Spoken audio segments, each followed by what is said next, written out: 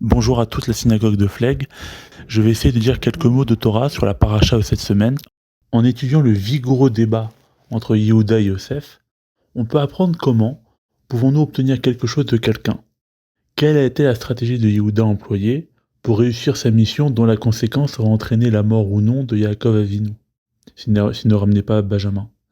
Dans son discours, on peut apprendre 6 conditions pour obtenir quelque chose de quelqu'un.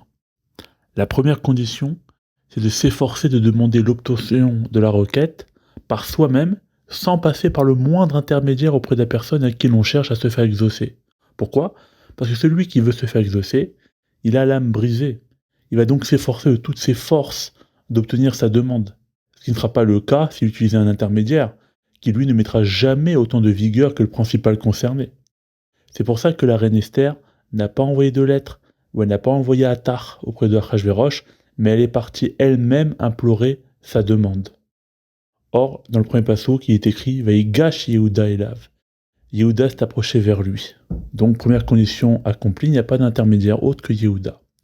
La seconde condition consiste à ce que le demandeur se soumette devant celui à qui il demande le service. Il devrait utiliser un langage à la tonalité faible et rempli de suppliques. Et ça, c'est une grande introduction, c'est une entrée en matière nécessaire pour voir sa demande exaucée.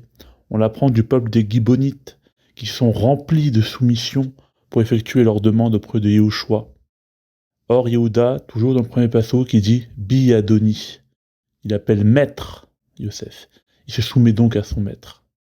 La troisième condition, elle nécessite à ce que le demandeur, il ordonne les paroles et les sujets de sa question de manière courte, compacte et concise.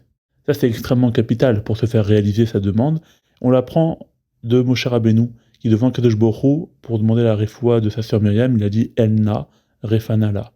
Il a été concis, soumis, rempli de suppliques et sans utiliser intermédiaire.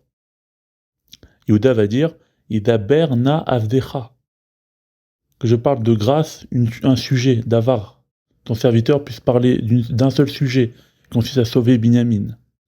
La quatrième condition demande à ce que le demandeur de la chose utilise une voix faible, comme s'il s'agissait d'un nécromancien qui parle faiblement.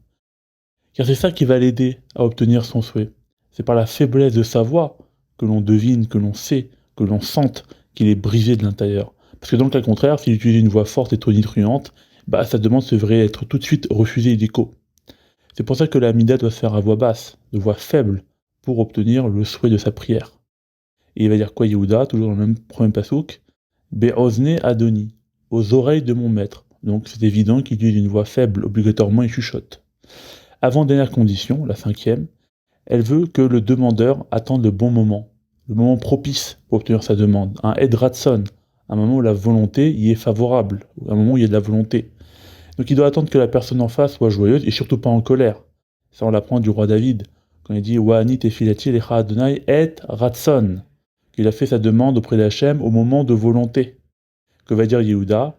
Al yichar apecha, que ta colère ne s'enclenche pas, ne te met pas en colère. Donc surtout, ne sois pas dans un moment de colère, mais sois plutôt dans un moment de Edratson, de favorable. Et enfin, la dernière condition, elle demande quelque chose uniquement, on doit demander quelque chose uniquement auprès de quelqu'un qui a la force de donner cette chose convoitée. Comme à un roi. Mais si tu demandes à un pauvre qui n'a pas de pain, il donne de la richesse et du kavod, ça c'est l'échec assuré. La chose, elle ne démarre même pas.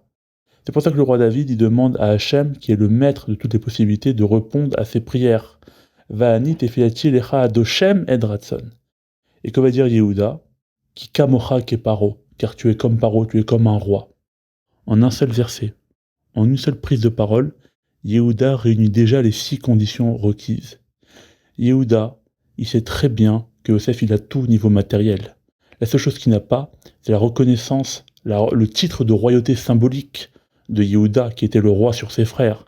Donc Yehuda, il donne toute sa gahava, tout son ego, tout son orgueil à Yosef, qui n'attendait que ça. Yehuda, il va inverser sa nature. Celui qui a été flamboyant comme un lion va être très très humble. Alors que Moshe Rabbeinu, pour voir sa demande du sauvetage du peuple juif être accomplie, il va changer sa nature, il va devenir presque insolent, presque orgueilleux devant Dieu en lui disant « Repens-toi du mal que tu as voulu faire au peuple d'Israël ». Il change de nature. On apprend de Yehuda que pour obtenir quelque chose, il a fallu 1. Les 6 conditions, 2. Il lui a donné ce que Yosef attendait. Il lui a donné tout son orgueil. Il a fait croire à Yosef que c'était lui le roi. Et c'est pour ça que Vaïgash sont les initiales de Vikouach Gibor Shel Yehuda. La dispute, le débat puissant de Yehuda. En espérant vous retrouver nombreux pour Kabbalat Shabbat.